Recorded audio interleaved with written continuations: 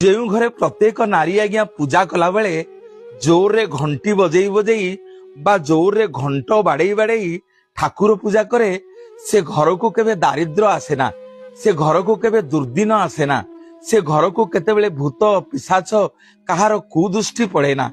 गोटे धर शंकर भगवान देवी पार्वती कैलाश कंदर को जिते आसिले विवाह करी सेतेबेले देवी पार्वती देखिले शिव गण माने सब अपरिष्कार करी कैलाश कंदर को पकईचंती, सफा सुतरा करी रोषेईवास करी जेतेबेले निज स्वामी की खाइबा को बाढ़िले सेई समय आज्ञा तारकासुर आसिकिरी कैलाश कंदर को आक्रमण करने भाविला।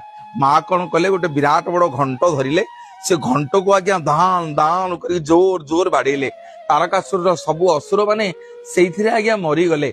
आम ए शिखिले या करुणामयी माँ को जो शिवगण मैंने आसी पचारे कहले माँ तारकासुर सैन्य मैंने मले केमिति ना मो घंट नादर प्रकोप समस्ते मरीगले।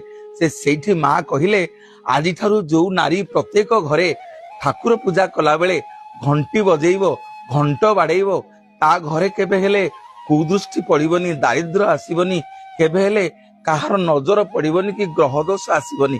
हाँ आज्ञा से आपण माने मंदिर को गले घंटी बाड़ी की जानती, मंदिर रे आरती होला बेले घंट बाड़िया हुए, जेते शुभ कार्य हुए घंट नाद हेले आज्ञा पूजा करिवे। जय जगन्नाथ।